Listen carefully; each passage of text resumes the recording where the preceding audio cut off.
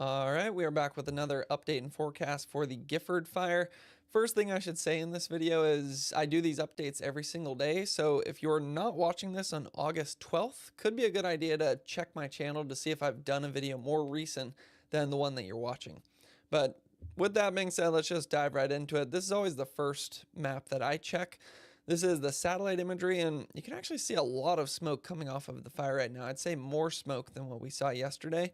However, as we'll read on the Watch Duty website, it does appear that some of the smoke might actually be intentional because they're doing firing operations where they're purposely putting fire on the ground to clear out some of the fuels to create a protective barrier between some of our communities and the fire itself. So it's basically fighting fire with fire. Another thing we could do is look at the natural color fire, where right off the bat you can see where that burn scar is, and then you can see that bright orange glow is in the very northwestern portion of the fire. So what we often do in these videos is look at the past, present, and future. Where did the fire grow yesterday? What are the conditions like right now? Where is it active right now? And then we'll try to forecast where it's going to grow in the future and what kind of weather forecast we have ahead. Because the weather forecast often tells you if things are going to get better or worse. So this is the fire. We have Los Angeles down here, San Luis Obispo, and then about 17 miles to the east of San Luis Obispo, that is where the fire is still active. So that's why I take acreage burn with a grain of salt, is because by the time you get to this point in a fire, I mean, you might see the number continue to grow, but you might be on a side of the fire where it's no longer active. So even though the fire is growing, maybe your danger levels are decreasing. However, it does look like there is still some activity in this northwestern portion, and it is getting closer to some structures. So we'll definitely take a close look at that. First, let's actually go over some of the numbers because they have changed. Acreage is up to 125,000 acres, and we do have a new fire progression map. So the blue is where the fire started on August 1st, and then you can see how it moved throughout time. Key thing that I notice is the bright red color is going to be the growth from yesterday. Most of that was actually in the overnight hours around midnight, like 2 nights ago into the early morning of August 11th, where we had the winds shift around to the northeast. And then we had what's called poor humidity recoveries. So it stays dry in the overnight hours. So usually you'd think, oh, it's nighttime, the fire activity is going to go down. But when it stays dry and then you have some winds, that's able to push the fire. And that's why even though our afternoon winds have mostly been like from the west or southwest, it's overnight that it turns more northeast. And that's why we had that finger of growth on this northwestern side right here. That was about not last night, but the night before. And then when they update this again, I imagine we saw some more growth last night because we had very similar conditions. That northeasterly wind, poor humidity recoveries. Why I like looking at this though, is unless you are an area around this northwestern part of the fire, you probably don't have that much to worry about anymore. I mean, obviously, anything can happen in California. I've seen it happen on fires where I've kind of bit my tongue. I think that's the right phrase. Because when things are this dry, you never know how much a fire is going to flare up. But so take all evacuation orders and warnings seriously. Whoever is issuing those has more information to go off of than I do. However, we're not seeing any of that bright red anywhere on the eastern side of the fire, on the southern side of the fire, the southwestern side of the fire. So if you're in Cuyama, for example, I personally would feel pretty good right now. But if you're up here in the northwest, that's where the fire is still, I'd say, pretty, I was going to say sketchy, but that's probably more of a surf term than something I should use in a fire video. Containment is up to 37%. That's something that changed. So just looking at where that containment is, it looks like it's mostly on the eastern side, southern side, and southwestern side. So that kind of goes along with what I was just saying. Not as much to worry about in those areas. We haven't seen growth in those areas in like 6 or 7 days. It is still technically uncontained, where you see the red on that southern side, where you're in the wilderness. I do believe they still have some crews in there going direct, trying to just hopefully mop up any continuing heat that would be in that area. And then where we're clearly uncontained is up, especially in the northwest where we have the most activity. So this map is going to tell us better than anything else where the fire is active right now. Anywhere where you see yellow to orange stars, that's where the fire was active more than 24 hours ago. And notice you barely see any on the entire eastern, southern, southwestern side. But then you get up to the northwest here and you see that that's where the fire was active yesterday. I will say we're not seeing as many of those red stars as what we were seeing in previous days, which would tell us that yesterday afternoon was less active than previous days. However, when I turn on the current satellites, you're going to see that it does look like it's fairly active right now.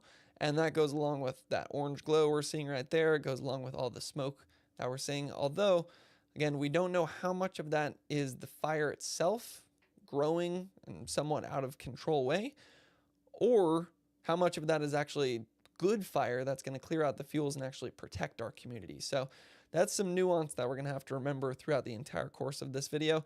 Here's where I'm getting that information. About 40 minutes ago, there was an update on Watch Duty that said firing operations began this afternoon.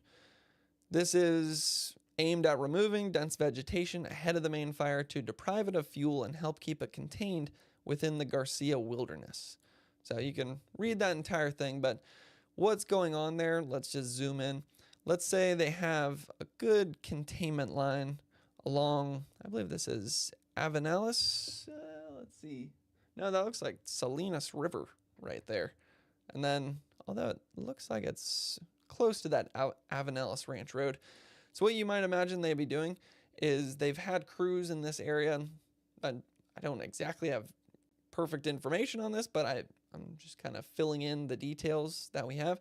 Imagine they have crews in here, they clear out a bunch of fuels, and then what you do is you light fire, so then it burns back towards the major blaze, and then all of a sudden you've cleared out all of this fuel right here, so that when the fire itself tries to push in that direction, the fuels are already cleared out, and you protect, for example, Pozo, which is on the other side of where they most likely have that line. I think earlier I called it a containment line, but there's all sorts of different names for the lines. But imagine fuels cleared out, light fire between where you've cleared out the fuels and the fire, so it clears out the fuels, and then the main fire can't grow as much in an uncontrolled fashion.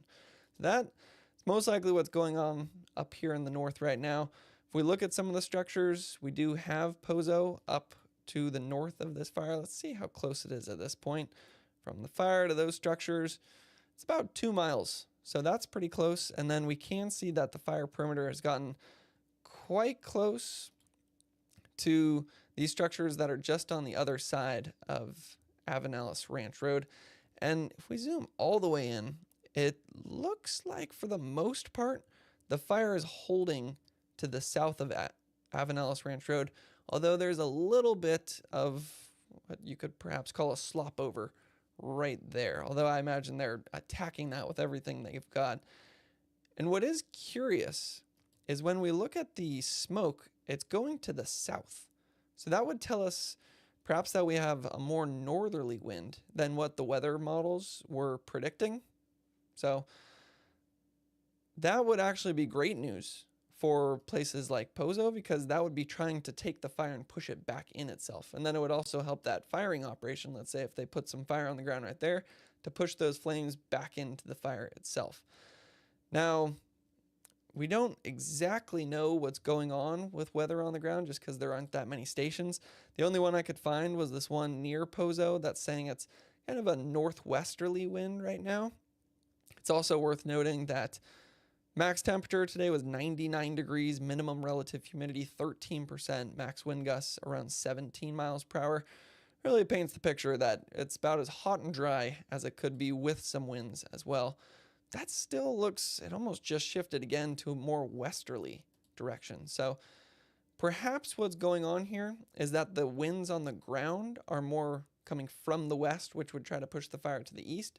But then higher up in the atmosphere, you have a more northerly wind, which is pushing the smoke to the south. So it is possible to have winds going slightly different directions at different altitudes.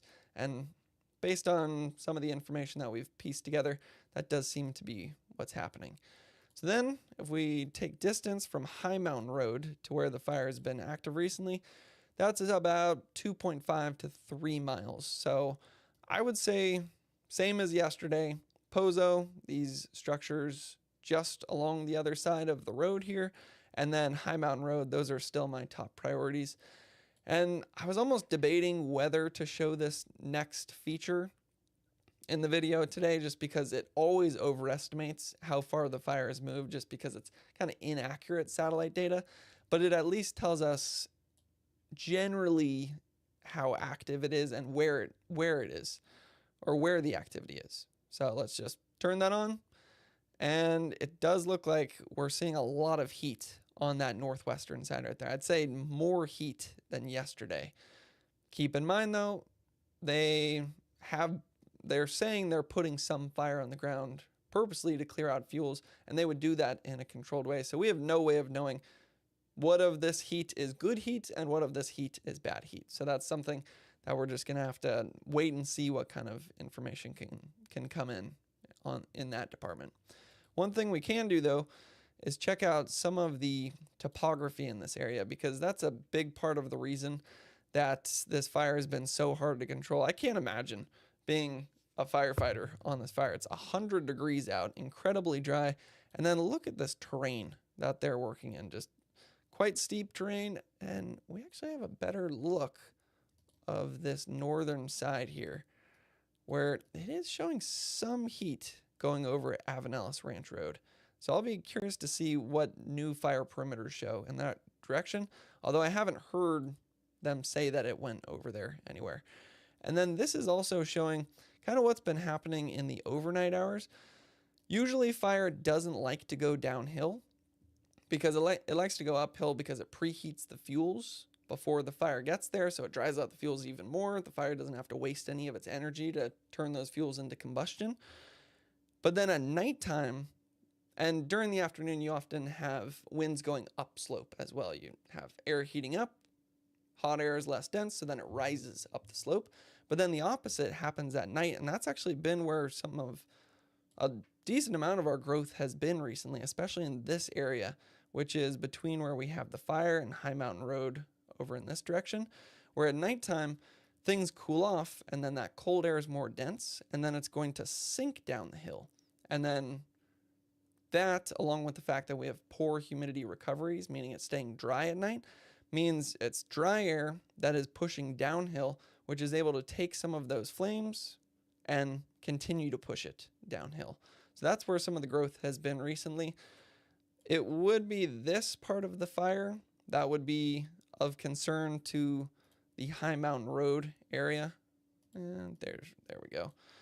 But again, some firing operations on the ground. We can expect pretty similar conditions overnight tonight as well, where the winds shift more northeasterly and try to push the fire in that direction. So that's our topography, that's our fuels. The other thing that we have is weather. We already talked about the fact that it was quite hot out there, quite dry out there, and even some winds throughout the day today. What I want to see though is the weather forecast getting better or worse for us. And I did notice in the comments, somebody pointed out that when we take this CAL FIRE latitude and longitude, that's the location from where the fire started. But now that the fire is more up in the Pozo area, it might be better to actually move our spot a little bit. Although it's kind of hard to see exactly. There's, I believe, Santa Margarita Lake. And let's just change our spot forecast to like right there. I think that's going to be more accurate for what we're looking at. So if we go to tomorrow afternoon, looks like it's going to be dry once again. Notice the wind direction is more from the southwest. So that's where it's interesting of what the forecast is saying and then the direction the smoke is going. Seems like it's maybe just that aspect where wind directions are going different directions depending on the altitude. Thursday could be good news. It looks like there's actually a little more moisture moving into the area. I want to see if that's just the overall trend we're seeing as well. because I do believe there's a cool down coming. So tomorrow, very similar temperatures, meaning probably similar relative humidity to what we had today. But then Thursday, we're cooling down into the 80s. And then Friday, it looks like that cool down kind of levels out there. So today, we're seeing a lot of activity because it's quite hot and dry. That's what you'd expect. Tomorrow looks like it's going to be hot and dry again, but then it does look like things are going to be getting cooler. And then just one last reminder, just because you're seeing that heat in that area, this often overestimates how active the fire has actually been. Best data we have is where the most recent fire perimeter is coming from. So we'll just check out the forecast. Hot and dry conditions through Tuesday. Poor overnight recoveries can be expected at higher elevations for the next 2 nights. So some of the growth we've had over the last 2 nights, you could expect that to continue over the next 2 nights. Ridgetop winds will shift between northeasterly at night to northwesterly during the day with gusts. So that goes along with the wind direction that we were seeing on here. It looked like it was northwesterly this afternoon, but then overnight, that's when it shifts to the northeast and tries to push this fire down to the southwest. And then finally, temperatures will begin to cool after Tuesday. So looks like they cool more so Wednesday and Thursday, but perhaps we'll start to get a little relief tomorrow. So that's kind of a lot of the details we can go through. Some of the good news, we almost have 5,000 personnel on this fire. I think there's even more details if we go to the bottom of the CAL FIRE page here. 25 helicopters, 363 engines, 99 water tenders, 155 dozers. So they are just throwing everything at this fire right now. So even though how active it is in this northwestern side could be some cause for concern, they've been working in these areas for days to make sure that these communities are protected. But all we can do is really pray and hope for the best in those spots. And I'll continue to try my best to cover this fire. Hopefully this video was helpful, and thanks for watching.